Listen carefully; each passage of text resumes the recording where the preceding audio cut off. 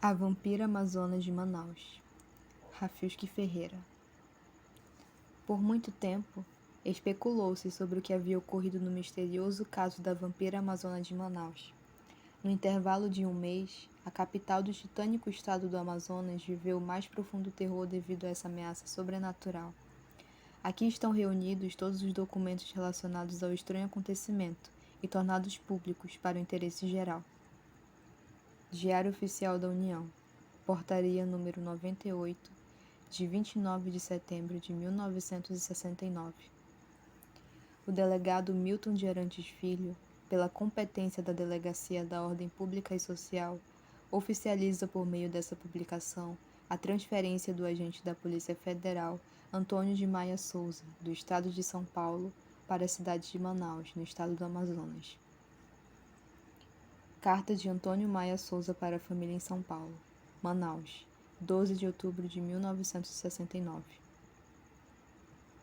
Após 6 dias de viagem, pude finalmente chegar ao meu destino. Assim como durante toda a viagem, o calor sufocante da região contrasta gravemente com o inverno gélido de São Paulo, que, a mim, tanto faz a falta. Ainda que estejamos nas primeiras semanas da primavera, o verão parecia bem distante em São Paulo, enquanto que, em Manaus, aparenta nunca ter nos deixado. Peço desculpa pela demora em escrever a carta.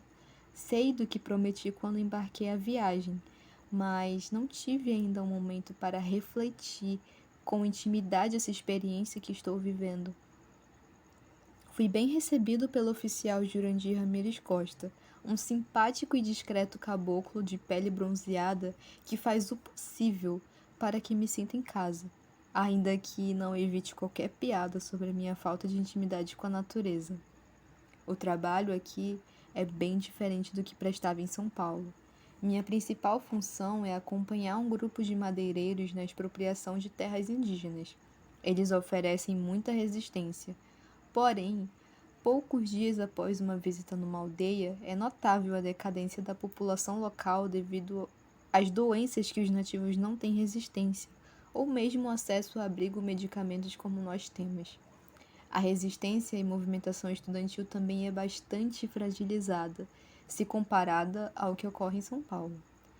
A própria população local, pacata e conservadora, muitas vezes contribui para as investigações, que são rapidamente resolvidas por aqui. Devo dizer que está se mostrando um trabalho muito mais simples do qual havia me habituado até então. Mas ainda vale mencionar, pouca coisa me incomoda como os barulhos que ouço à noite e toda sorte de lendas e fantasias que os locais contam e que contaminam a minha imaginação. Às vezes é possível ver pequenas labaredas dançando e cintilando sozinhas na mata. Seu balanço é hipnotizante, é igualmente perturbador como fantástico. Nenhuma pessoa aqui consegue dar uma explicação razoável ao seu fenômeno. Ramires já se mostrou diversas histórias sobre monstros fantásticos que habitam as florestas. Das mais marcantes, sem dúvida, me lembro da Mampiguari, uma espécie de primata gigante com um único olho e uma boca transversal, que corta toda a barriga, e de uma cobra gigante, que habitua o fundo do Rio Negro e é capaz de virar um barco com o peso do seu corpo. Escrevo essa carta no anoitecer e já quase posso sentir os efeitos do mistério e terror pairando meu imaginário. Por isso, prefiro deixar o meu relato por aqui. Me mandem notícias das coisas de São Paulo. Espero o contato. Abraço a todos. Matéria Misteriosas, Mortes Indígenas em Manaus, do jornal A Notícia, feita em 22 de outubro de 1969, nunca publicada. Diversas tribos e assentamentos indígenas nos arredores de Manaus parecem estar diminuindo nas últimas semanas. Uma epidemia de tuberculose e varíola afetou drasticamente a população da tribo Wamiri-Atuari. Os agentes responsáveis pela recém-criada FUNAI desmentem qualquer tipo de envolvimento do governo com o caso, ainda que a reportagem tenha flagrado doações de cobertores possivelmente infectados com o vírus, além de avistamentos de monomotores das Forças Armadas sobrevoando tribos e despejando compostos químicos desconhecidos. Um dos nativos, por intermédio de um tradutor, disse que a ação desumana dos agentes do governo trará um mau agouro para toda a população de Manaus, que dorme conivente com esse tipo de abuso. Disse também que, se as leis dos homens não conseguem proteger os nativos, que a natureza encontre um meio para puni-los. Resta saber se o prefeito Paulo Neri, ou outro representante do governo, responderá por tais atitudes e se essas atitudes violentas continuarão a serem silenciadas. Panfleto: Tribos de Amazonas às margens do Rio Negro? Mimografado pelo Centro de Ufologia de Manaus, encontrado pelo DOPS, em 28 de outubro de 1969. Estariam vivendo escondidas nas margens do denso Rio Negro e não muito longe de Manaus uma tribo de amazonas guerreiras que se alimentaram de sangue de crianças? Diversos madeireiros e pecuaristas clandestinos dizem ter sofrido ataques durante a noite nos últimos dias. Crianças de aparência fragilizada e anêmicas apareceram com pequenas marcas no pescoço, alegando terem sido visitadas por formas femininas misteriosas durante a noite. Alguns relatos das crianças e pequenos animais desaparecidos também se mostraram bastante populares. Seria este realmente o caso de uma perdida tribo de Amazonas que habita as florestas desse tempo de colonização? Ou as pessoas e animais estão sendo vítimas de experimentos extraterrestres ocultados pelo governo? Apenas o tempo dirá dizer. Carta de Antônio Maia Souza para a família em São Paulo, Manaus, 29 de outubro de 1969. Saudações. Venho vos dizer que estou, sim, muito bem de saúde, já adaptado ao clima tropical da cidade e com a vida pacata do norte do país. Espero que tenham entendido que a minha demora em responder seja pela dificuldade do serviço postal em operar nessa região do país. Escrevo essa carta um dia após ter recebido a de vocês, ainda que tenham me escrito há uma semana antes. Sabia que havia contado vantagens sobre a facilidade do meu serviço cedo demais. Toda sorte de agitação civil está beirando pela população devido aos nossos avanços na mata e as parcerias com mineradores e madeireiros. Estamos fazendo um trabalho extenso de supervisão nos jornais locais, para que nenhuma notícia que espalhe o mal está perante a administração pública se espalhe. Tive, inclusive, que dar um jeito num jornalista local que excedeu demais para um serviço de exemplo aos demais. Até com a droga dos ufólogos que estamos tendo que nos preocupar. Também se mostrou necessário apreender e torturar algumas lideranças indígenas que dispararam toda sorte de mandigas e feitiçarias a mim e a nossos homens. Aproveitando o assunto, peço encarecidamente para que não mandem comentários sobre a indicação do Médici ao cargo do presidente. Não é prudente fazer manifestações políticas nessas que estamos trocando. Por isso considero de bom gosto que queimem as cartas que estou lhe enviando, da mesma forma que estou destruindo a de vocês. É a única forma que me sinto seguro de confidenciar meu segredo a vocês. Sobre as crendices locais, sinto informar, mas parece que essa situação anda muito pior. Nossas atividades nas florestas estão agora envoltas no ar do miticismo que atormenta profundamente os facilmente impressionáveis homens da guarnição. Um novo temor ronda a cidade de que existe um vampiro à solta. Recentemente, houve uma reexibição do filme Drácula em preto e branco, e parece que o filme teve um terrível efeito impressionável na região. O problema é que mesmo os guardas passaram a se negar a fazer guardas durante a noite. Dizem jurar que estão a ouvir misteriosos barulhos como onças rugindo na noite e vultos correndo através das ruas. Um dos relatos que perturbou até meu próprio sono foi o de Ramírez, que, apesar de não conseguir relatar com a mesma qualidade que ele, tentarei descrever nesta carta. Dizia que estava na segunda ronda em uma das muretas da delegacia. Devia ser algo entre 2h30 e 3 da manhã, pouco antes do seu turno acabar. Vale lembrar que a capital amazonense não tem a agitação de uma São Paulo. As únicas companhias são ziziadas e garras e o coachar de sapos à beira do rio. Talvez seja o cansaço de estar em serviço em uma jornada estendida. Ramírez até me confessou que estava com sérios problemas para dormir, mesmo em seu descanso. Talvez pela mentalidade opressiva que a população está causando com essa história de vampiro. De qualquer forma, os olhos de Ramírez tiveram sua atenção direcionada a um misterioso movimento na margem afastada do Rio Negro. Não foi possível avistar com precisão através do alto negrume da noite, onde apenas a lua direcionava uma tímida luz entre as árvores. Mas Ramírez foi capaz de jurar sobre o terço que tinha visto uma forma meio humana, meio peixe, saltar sobre a margem e se transformar lentamente numa mulher alta em frente a seus olhos, unicamente para desaparecer na sequência. Somente essa visão já teria deixado Ramírez em estado catatônico, porém, havia se esforçado em manter sua sobriedade e frieza que exige o trabalho de guarda que estava prestando. Esfregou seus olhos e convenceu a si mesmo que não tinha visto nada. Pouco após a aparição, no entanto, disse ter visto uma densa névoa em meio à noite seca do céu limpo que se formara em forma de casa na frente ao rio.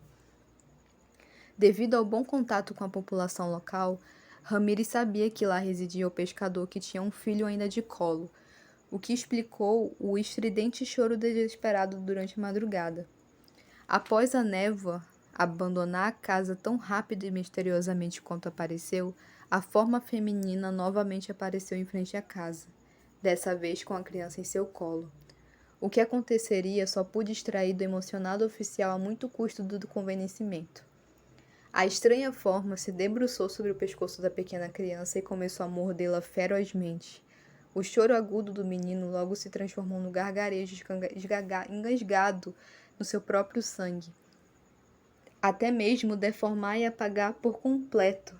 O sangue de Ramírez congelou ao presenciar a diabólica ação e decidiu abandonar seu posto para investir contra lá seja o que fosse que atracou a criança. Ao observar a aproximação, a criatura abandonara a carcaça ensanguentada e deformada da criança, correu em forma de onça e mergulharia no rio, assumindo então uma forma de uma cobra. Tudo aconteceria tão rápido que colocaria em xeque-mate a capacidade de Ramírez de entender o que acabou de acontecer em sua frente. A família do pescador permanece desolada frente à terrível tragédia que os assolou. Encerro novamente essa carta pouco antes de dormir, esperando que esses pensamentos não poluam meus sonhos novamente. Matéria: Onças aterrorizam população em Manaus. Publicada em 9 de novembro de 1969 no jornal A Gazeta. Um novo terror parece asolar a região da Compensa, bairro da zona oeste de Manaus, próximo ao Rio Negro. O constante desaparecimento de crianças e avistamento de animais durante a madrugada estão sendo hereditados a um ataque de onças na região. Pede-se para que seja redobrada a atenção com crianças pequenas que são deixadas sem os cuidados dos pais. Na madrugada do dia 28 de outubro, o filho mais jovem do pescador João Visconde Fiqueira, brutalmente atacado por uma onça que desfigurou a criança de forma que impossibilitou o velório com o caixão aberto pela família. A única testemunha do incidente foi o oficial Ramírez do Departamento da Política e Social, localizado próximo à residência de Figueira, que fazia a ronda durante o ataque. Um informante diz que o oficial foi punido pela administração por deixar vago seu posto de guarda, ao invés de contatar o número de emergência a um policial local. As autoridades locais ainda não se manifestaram sobre o incidente. Pôster: Anemia, fique de olho no diagnóstico, pendurado nos postos de saúde de Manaus no começo de novembro. A Prefeitura Municipal de Manaus, por meio da Secretaria Municipal de Saúde, alerta o grave surto de anemia causado na cidade nas últimas semanas, sendo os sintomas mais comuns cansaço, palidez, mãos gélidas, dores de cabeça e musculares. Ao apresentarem os sintomas, dirija-se notados ferimentos e pequenos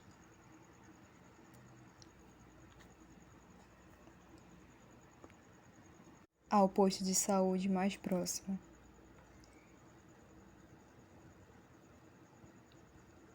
Carta de Antônio Maia de Souza para a família em São Paulo, 8 de novembro de 1969.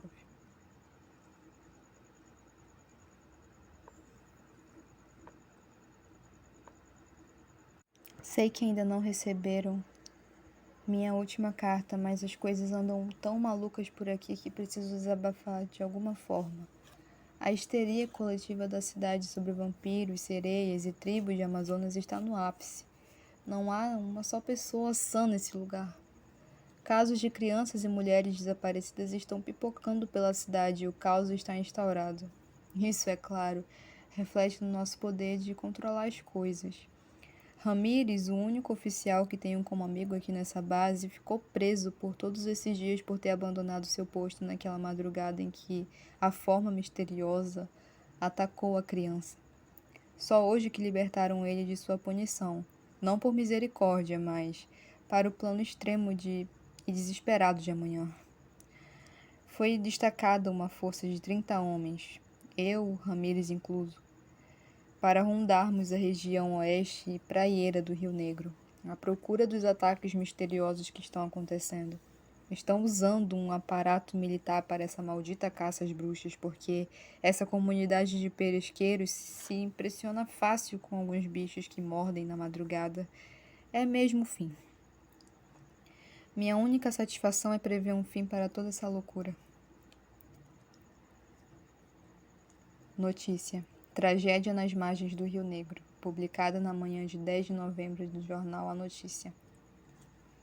A noite de 9 de novembro foi palco para uma terrível tragédia envolvendo a força policial na beira do Rio Negro. Dos 30 agentes fortemente armados para patrulhar a região, 19 desertaram após ouvirem temidos gritos de horror dos patrulheiros atingidos pela estranha criatura. 6 foram encontrados esquartejados com seus membros espalhados pelas margens do Rio Negro. 4 estão em estado de risco e apenas um soldado conseguiu sobreviver ileso ao encontro. Através da assessoria da Polícia Federal, foi esclarecido à imprensa que o grupo foi atacado por uma alcateia de onças que, sob muito esforço, conjunto da corporação conseguiu afastá-las até a margem posterior do Rio Negro. A perseguição seguiu-se por lanchas que estavam postas à margem do rio justamente para esse tipo de emergência. Ao seguir pela mata, o batalhão foi encurralados.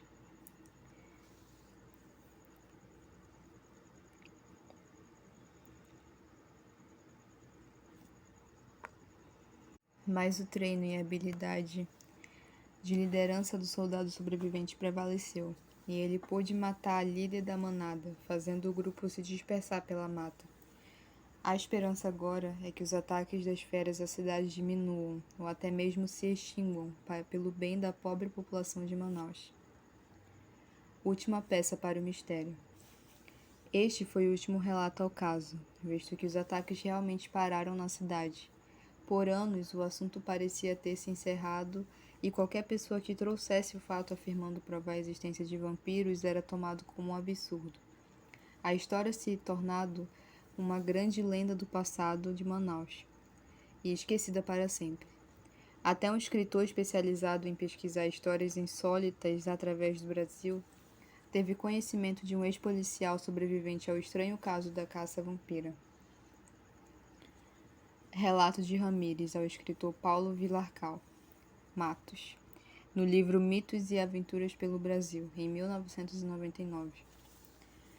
Ramírez, eu ouvi dizer das pessoas que você tem boas histórias sobre coisas estranhas do tempo que trabalhava como policial. Ah, sem dúvida. Nesse tempo todo fazendo ronda no mato e cuidando da cidade, A gente encontra muita coisa estranha que o povo vê e não acredita. Fogo que dança no mato e desaparece sem queimar a floresta. Muita história que o povo conta. Eu preciso conversar contigo sobre uma história que eu ouvi lá no hotel, em que me disseram que você é o principal na trama. Andei pesquisando todos os eventos em torno da vampira amazona de Manaus, mas nunca consegui acesso ao que aconteceu na noite de 9 de novembro de 1969. Você estava de serviço nesse dia? A expressão serena de Ramírez mudou naquele mesmo instante. O olhar tranquilo e convidativo foi mudando para um semblante preocupado. Levou suas mãos ao rosto, ao tempo em que arqueava seus ombros e pareceu dar uma pesada suspirada antes de continuar seu relato. Bem, imagino que não há mais por que manter isso em segredo, disse Ramírez com algum alívio. No final de outubro e começo de novembro, essa cidade foi tomada pela crendice de que havia vampiras soltas pela cidade. Muita gente ficou machucada, desaparecida ou morta mesmo. Foi no dia 9 de novembro que a gente recebeu um basta.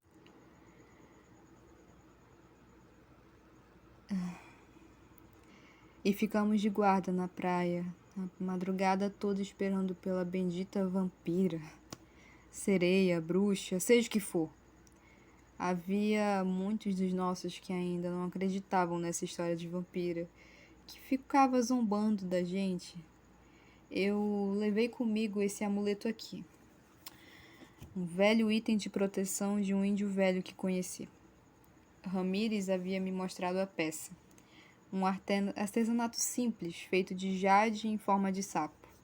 Havia visto esse mesmo tipo de artefato no Museu Paraense Emílio Boeldi, em visita anterior sobre o nome de Muiraquitã. Sem nada perguntar sobre o artefato, deixei Ramírez continuar seu relato. Passamos metade da madrugada só de mão no bolso, sem nada acontecer, apenas ouvindo o barulho das águas do Rio Negro batendo contra a praia. Foi um grito no silêncio da noite que despertou nossa atenção. Estava tudo escuro, mas pude perceber que era um dos nossos que berrava de medo pela última vez que em sua vida, em meio a tiros contra o vento. Eu estava prestando serviço com o oficial Maia Souza, um grande amigo que era de São Paulo. Ele não se assustou com a situação. Na verdade, correu em direção aos gritos. Quando chegamos, nem pude acreditar no que eu estava vendo. Uma moça loura, bem alta, estava agachada sobre os restos do corpo de um dos nossos soldados. Era possível ver um braço e uma das suas pernas jogadas, não muito longe deles. A vampira parecia se esforçar para arrancar a cabeça do soldado morto e eu estava congelado de medo, mas Maia Souza, que era um homem valente, sacou da pistola e atirou 2 vezes. Uma deve ter pegado de raspão, pois a vampira soltou um grito assustador. Se transformou na nossa frente em uma onça e correu em direção à margem. Se transformou num boto e fugiu nadando pelo rio. Souza não estava nada contente. Convocou a mim e mais 2 soldados, roubou um dos barcos a motor que estávamos ancorados na praia e mantivemos a perseguição através do rio. Conseguimos ver o boto sair da água em forma de cobra e sumir no meio da mata. Ficamos por alguns minutos perdidos na mata fechada, mas silêncio perturbador. Eu e os outros soldados imploramos para voltar para o quartel, mas o Souza não estava com fogo nos olhos. Ele não se contentaria enquanto não matasse a vampira. Após um tempo vagando no escuro, ouvimos aquilo que parecia um cântico proibido ou a intenção de invocar o próprio diabo. Todos queriam bater em retirada, mas foi Souza que insistiu que continuássemos a perseguição sob a pena de deserção. Cruzamos uma clareira. Pudemos ver um grupo de mulheres dançando nuas em volta de uma fogueira, um punhado de corpo de criança muito pequena. Era assado junto ao fogo e entre elas era passado uma cuia com sangue, que era bebido por elas. A visão nos trouxe um pavor que nunca senti na vida. Porém, no nosso capitão, o efeito parecia muito mais despertar um ódio profundo. No mesmo segundo, ele pulou pela fogueira e começou a disparar. Os outros soldados e eu fizemos o mesmo. Pela surpresa, conseguimos pegar uma boa porção das Amazonas. A sua líder, a moça loura e alta que tinha visto antes, pulou por todos e encaçou Souza, mordendo ferozmente seu braço como se fosse uma onça selvagem, fazendo com que sua arma caísse. Em seguida, o braço direito ela alcançou a virilha dele e puxou seu membro com extrema força que tinha. Não satisfeita, ela enfiou sua mão entre as pernas do oficial e puxou as entranhas como se estivesse limpando um frango antes de assar. Ela só parou quando foi alvejada não só uma vez, mas repetidamente. Porém, o resto de sua tribo nos cercou e nos dilacerou um a um. Visto que estava perdido, soltei a pistola da mão, puxei meu amuleto e comecei a rezar. Não sei explicar o que aconteceu, mas isso fez com que elas não me atacassem e fugissem para dentro da mata. Não me lembro bem o que aconteceu depois disso, pois eu acabei desmaiando. Mas quando acordei, já era de manhã, não havia um só corpo das vampiras no lugar, apenas dos oficiais mortos. Voltei mais tarde com o resto do batalhão e incendiamos todo o lugar. Fomos aconselhados a implantar uma história falsa para a imprensa e nunca mais tocar no assunto. E como foi manter tudo isso em segredo até hoje? Horrível. Souza era um grande amigo e a visão dele morrendo me aterroriza ainda hoje. Gostaria há muito tempo de esclarecer à família dele o que realmente aconteceu. Na época, tinha muito medo do governo militar, do que eles iriam acabar fazendo comigo se eu abrisse a boca. Fiquei em silêncio durante todo esse tempo. Hoje, 30 anos depois, sinto que não preciso guardar isso dentro de mim. E esse foi o último relato da misteriosa história da vampira amazona de Manaus. Uma última peça a se encaixar nesse vasto quebra-cabeça misterioso. Ramírez pode finalmente descansar após revelar o desfeito tão misterioso dessa série horrível de acontecimentos. Pois, não muito tempo depois que o livro de Paulo Matos fora publicado, Ramírez foi encontrado em sua casa, baleado por bandidos que invadiram. Ainda que nada na sua residência fora roubado, em seu corpo fora encontrado o misterioso talismã de Jade, firmemente cerrado em sua mão. Oi, pessoal, bem-vindos ao nosso 7º episódio do nosso podcast, né, do nosso Little Horror Histories podcast. E o podcast de hoje ele vai abordar a nossa literatura regional, nossa literatura de terror regional. E eu vim aqui conversar com vocês sobre algumas histórias, né, muito típicas aqui do Amazonas, aqui de Manaus, né? Algumas histórias de terror que a gente meio que cresce ouvindo ou a gente escuta em vários locais. A primeira delas que eu queria comentar seria talvez uma lenda urbana, né? Que eu vou citar aqui 2 lendas urbanas muito conhecidas, talvez eu me estenda também a mais algumas, mas essas 2 aqui são as mais, assim, que realmente acontecem. Elas não são exclusivas da nossa região, mas teve uma época assim onde elas realmente eram uma febre, entendeu? A primeira seria a Loura do Banheiro, né? Que eu acho que ela não é necessariamente regional, ela chega a ser em solo nacional, mas a gente tem essa referência à Loura do Banheiro, né?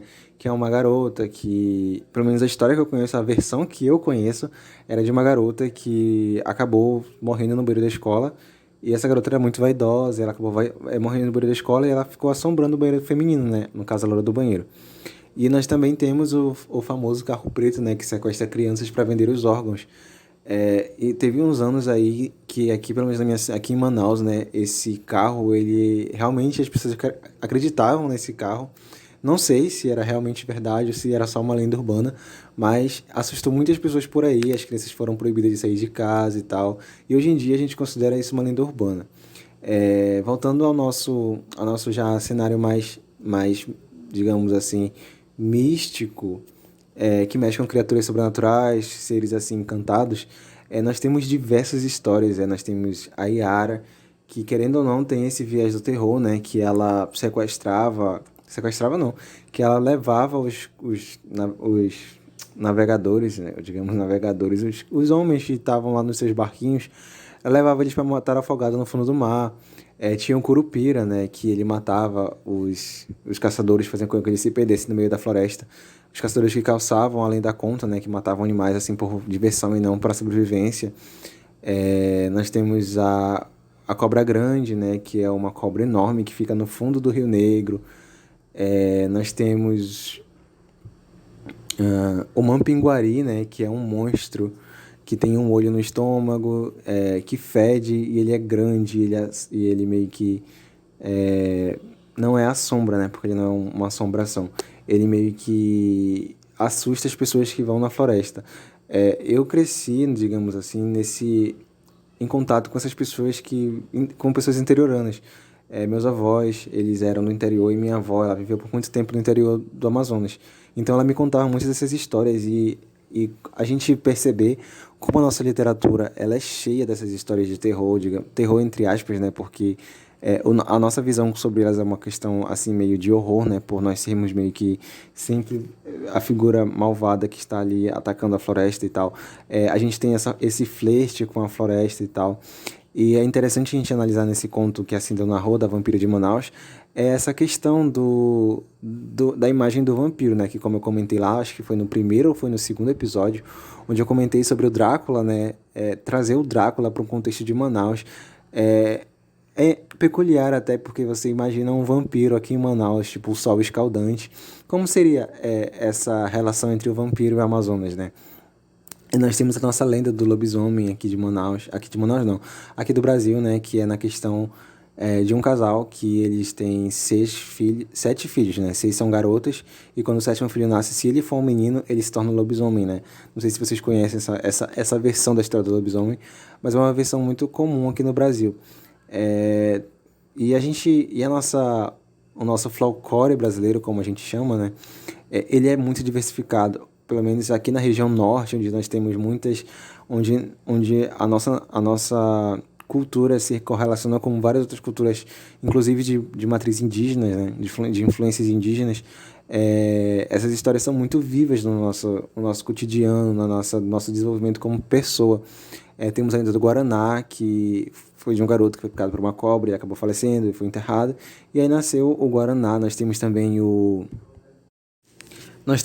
a Cuca, né, que tivemos até a série da Netflix, né, Cidade Invisível, que flertou muito com essas histórias, tanto da região norte quanto do Brasil todo, né. E no Brasil todo nós temos essa figura da Cuca, né, que é uma mulher, uma bruxa que acaba mexendo com essas questões do pesadelo e tal. E, cara, o nosso folclore, a nossa cultura nacional e a nossa cultura regional, ela é muito rica em histórias que flertam com essa questão assim do medo, do terror, ou não, né? Não sei necessariamente nisso.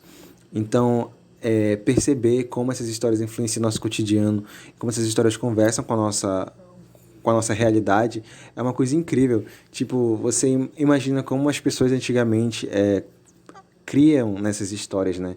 Para elas essas histórias realmente eram verdade. Hoje em dia talvez nós consideramos mitos, né? Nós consideramos lendas folclóricas, mas existem realmente pessoas que acreditavam nisso e, como eu disse, né, na questão lá do carro preto, é, a história tinha tantos fundos de verdade que as pessoas acabam acreditando. Eu particularmente tenho medo, assim, digamos, de entrar no Rio Negro, né?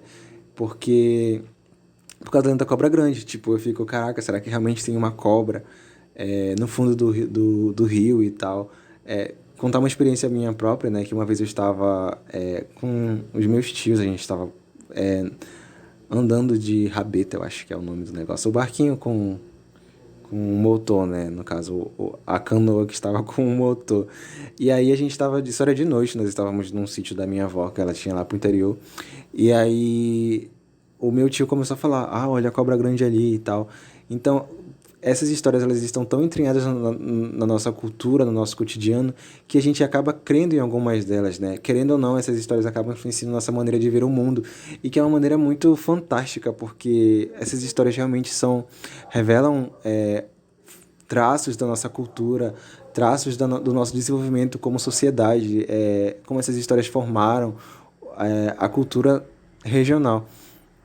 E as meninas vão falar mais sobre essa questão.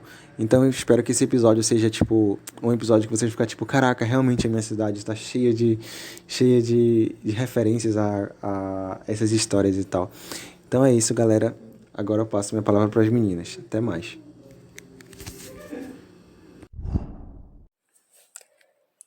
Então, ouvinte, nesse momento eu irei falar um pouco sobre a literatura oral e a literatura escrita.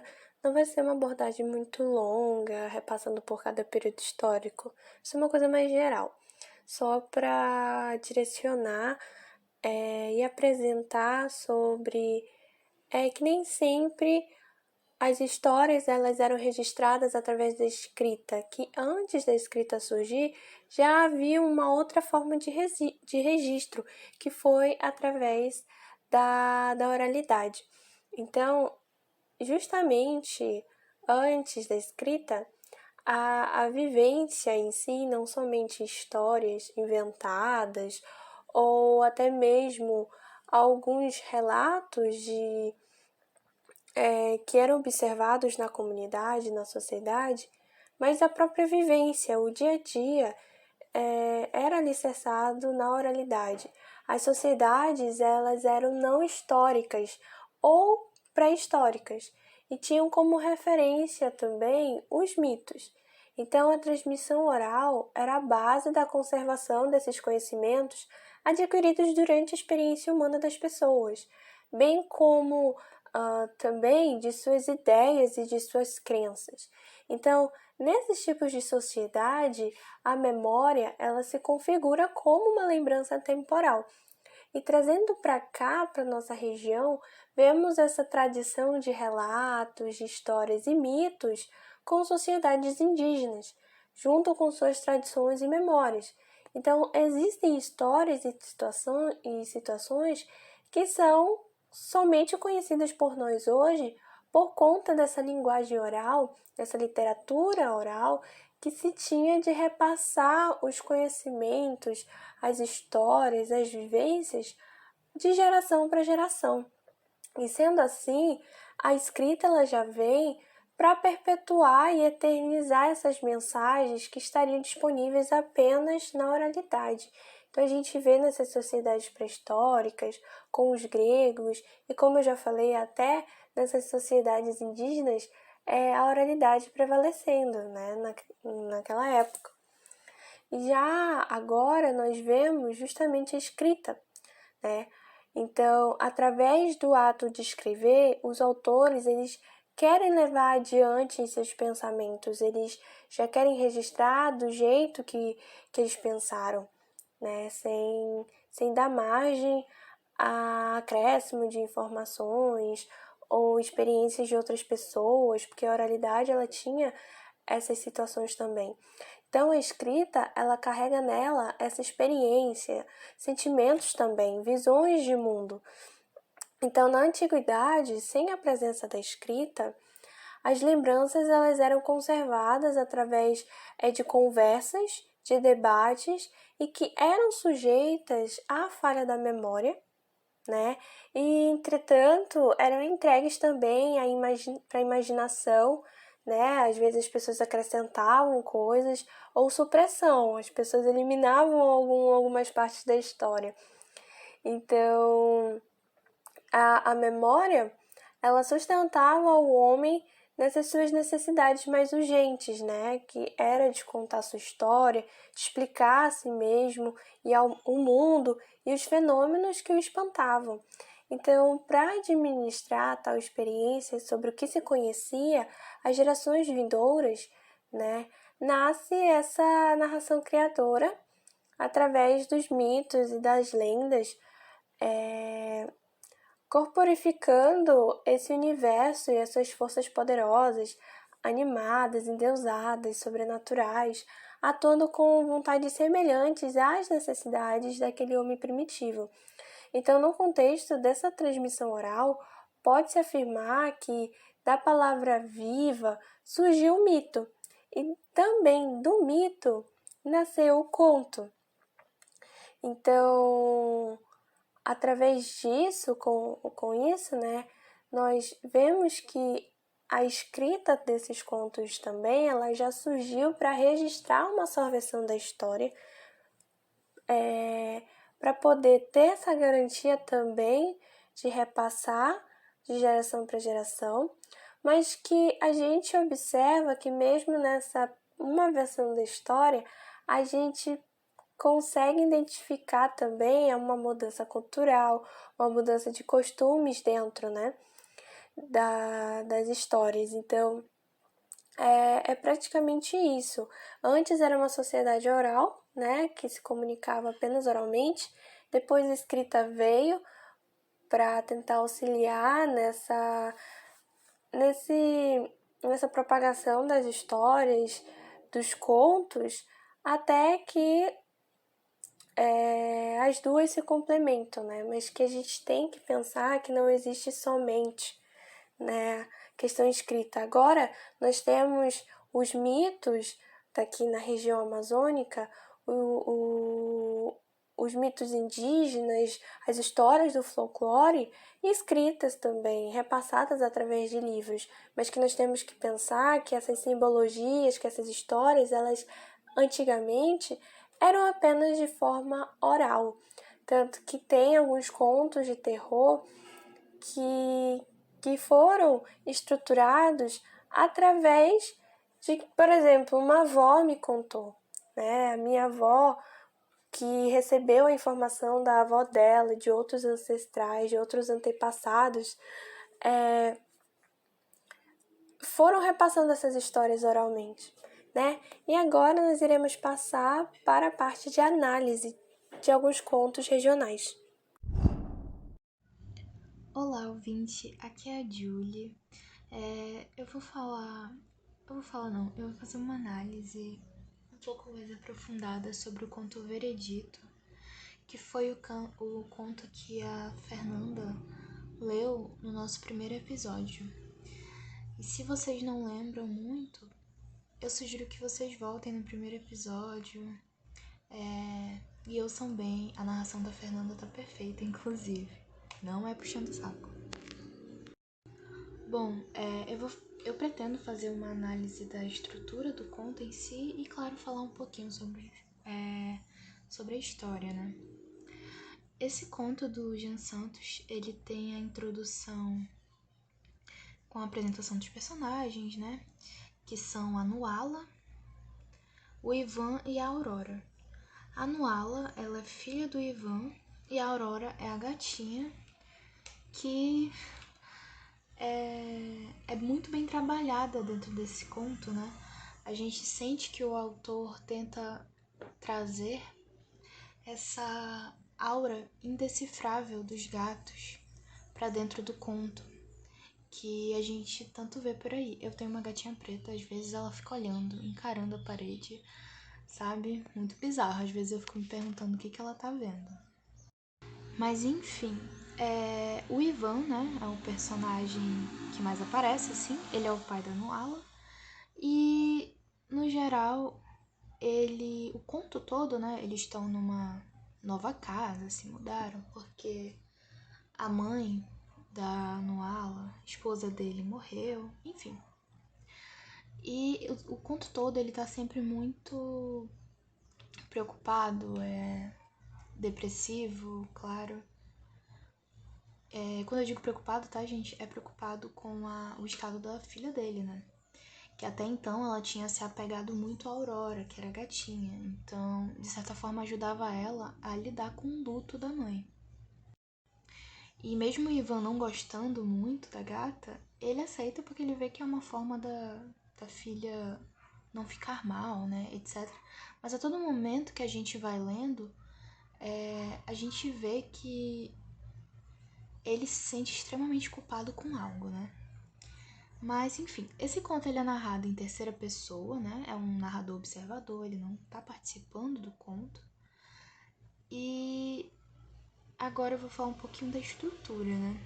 A gente tem a introdução, como eu já havia falado, desculpa se eu tô sendo repetitiva, né? A gente tem a introdução com a apresentação dos personagens, né? A apresentação dos personagens, do ambiente. No geral, típico, né? É a estrutura mesmo de um conto. E aí, a gente começa a ir pro desenvolvimento, que é o Ivan percebendo, né? Que a filha dele não tá tão bem assim, né? E ele começa a sentir que talvez seja culpa da gata. Ele começa a ver a gata como culpada e tudo mais. E durante o desenvolvimento, também tem um que seria o clímax, né?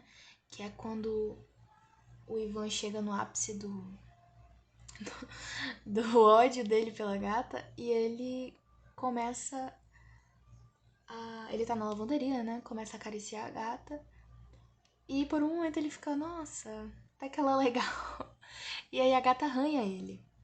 E aí um mínimo, né, que ela faz, ele já fica extremamente paranoico e essa gata é um demônio, meu Deus, eu preciso matar ela. Então a gente vê que tem desde o início, né, essa construção de um personagem que tá muito paranoico, que tá se sentindo culpado, que parece que fez alguma coisa errada, sabe? E é como se, justamente no início do conto, né, que ele fala, não é estranho como os gatos costumam nos olhar e tudo mais? Então tem essa questão, né? O gato tá te encarando porque ele sabe que tu fez ou você só tá se sentindo tão culpado que até um gatinho te olhar você já tá à flor da pele. Então a gente tem esse, né, que é o clímax, e é quando a Nuala, filha dele, começa a imitar um gato. E aí ele entra em um estado de preocupação enorme, né? E já pro desfecho, claro, nós temos a Nuala entrando numa luta com um cachorro, como se ela fosse verdadeiramente um animal. E o Ivan encontra ela, né? Tenta dar um banho nela e manda ela pro quarto dela. A essa altura do campeonato, ele tá procurando a Aurora. Inclusive, muitas desculpas por não ter falado isso antes, a Aurora, a gatinha, ela ficou com tanto medo da reação dele quando ela arranhou ele, né, na lavanderia, que ela só aparecia na casa quando a Nuala tava junto, porque ela tinha medo dele, né, dele matar e tudo mais. Então, preocupado com a Nuala, né, ele sobe pro quarto da filha dele, ouvindo gritos, né, e aí a gente tem a Nuala terminando o conto, né, falando que a culpa foi dele, né? Você é culpado. E aí a gente fica com o final assim meio aberto, talvez não tão aberto, né? Considerando toda a forma como o personagem é construído e apresentado pra gente, a gente tem que o Ivan matou a esposa dele, né? O que acabou afetando drasticamente a filha dele e fez ele ficar todo desconfiado, assim, dessa forma. Poucas ideias, né, com os gatos. Enfim, gente, eu não sei se vocês voltaram mesmo na narração da Fernanda, mas eu realmente sugiro que voltem, ou se vocês preferem ler mesmo. Tem no Wattpad, tá disponível o conto O Veredito, do Jean Santos. E obrigado por terem escutado até aqui. Abraços. Oi, gente. Então, né? Que conto foi esse da Vampira Amazona de Manaus? Particularmente, ele foi meu favorito de todos esses contos que a gente debateu e discutiu aqui. Primeiro, né, vamos discutir um pouco sobre ele, fazer essa análise mais pegando esses pontos, né, dividindo as estruturas dele, para que a gente encontre esses fragmentos de terror que tem dentro do conto, né? Então, primeiro que, como já é dito no começo, é uma coletânea de documentos que relatam aparições e afins sobre a vampira amazona, as vampiras amazonas, né, de Manaus. Então, é legal que a gente tem vários gêneros dentro desse conto. A gente encontra reportagens, entrevistas, cartas, folhetos, panfletos, propaganda. Então, são vários tipos de gênero que a gente tem dentro desse conto. O autor, ele não se contentou de trabalhar com um, ele pegou vários, tipo, são vários documentos, né? Uma coisa bem criativa de se fazer quando você tá querendo trabalhar com uma coisa mais séria, né? Tipo, jornalística mesmo. Ele realmente quis criar um tipo de... Ele pegou, tinha pesquisado também sobre a vampira E tem muitos relatos, me fez até lembrar uma parte do conto, que o Ramírez, ele vê uma mulher que era peixe e virou uma mulher, né? Daquele vídeo bem famoso quando a gente ainda era criança, né? Ou você, não sei. Mas na época eu assisti quando eu era criança, que é da sereia da Praia da Lua. Muito bom. Quando eu tava lendo o conto, foi a primeira coisa que apareceu na minha cabeça. E é legal porque na época eu realmente fiquei muito assustada. Fiquei pensando, meu Deus, será? Então, eu achei muito criativa a forma que ele foi contando os relatos até chegar no final do conto, quando a gente encontra o nosso protagonista, né, morto. Mas quais são as características do terror dentro desse conto, né? A gente pode, já trabalhando com o fantástico, a gente tá vendo aí a figura do vampiro, que é uma figura clássica, como o Drácula, que até o próprio conto referencia, né? Mas a gente também tem a presença das Amazonas, que não é necessariamente pega para o terror, mas o escritor conseguiu fazer uma ideia mirabolante ali que eu achei super show, super assim criativa mesmo, show de bola.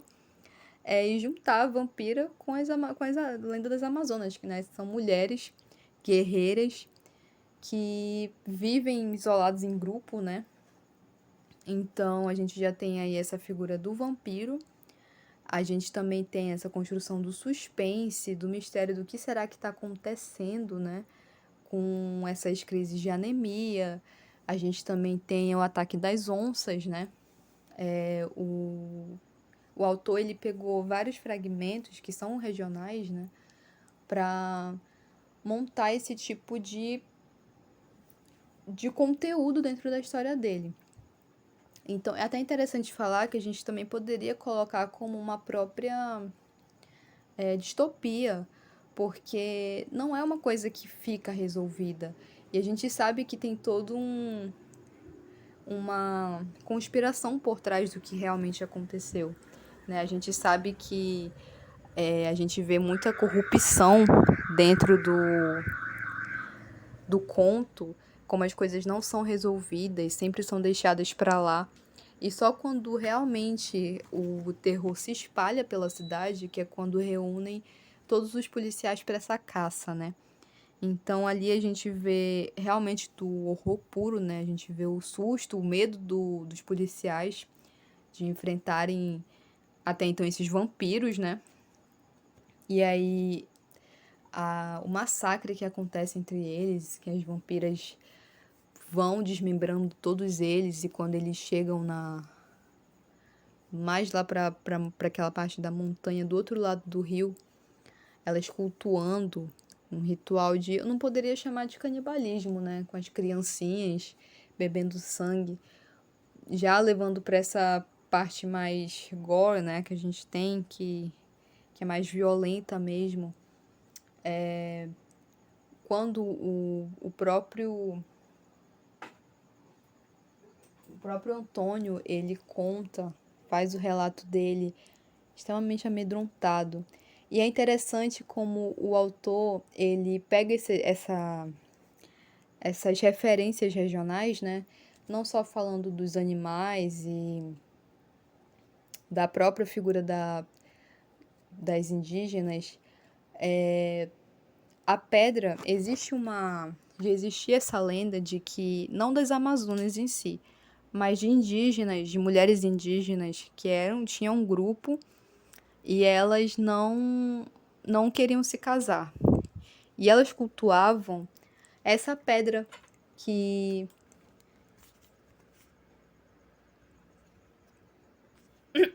é a pedra Muiraquitã, que é uma pedra, é como se fosse uma pedra natural, que essas indígenas, no nascer do sol, elas colocavam entre as águas, e essa pedra, ela meio que ficava num tom bem mais verde. E elas cultuavam para o deus da lua. Então, elas usavam rituais, né? E eu achei muito legal como ele colocou essas pequenas referências, né? Tanto que elas não matam o Antônio porque elas veem essa pedra. E aí, acredito eu que no final, por ele ter colocado a público o que aconteceu, elas foram lá, elas não, né? Talvez o governo e tal, por terem colocado. Pelo Antônio ter colocado uma história que poderia levar à histeria na sociedade, ficou bem, né, aberto.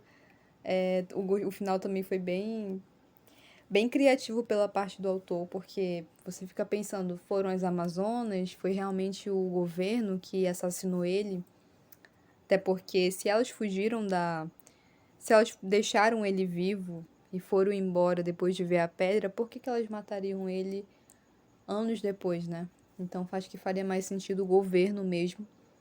E toda a estrutura do conto, desde o começo até o final, ela vai bem estruturada porque primeiro apresenta reportagens e você vê as cartas do Antônio antes muito alegre e muito ansioso para trabalhar em Manaus e já ao decorrer das cartas vai demonstrando uma certa preocupação dele e até então ele não acreditava, mas ele ficava pensando, ué, mas por que esse pessoal tá tão crisado com essa lenda? Não tem razão.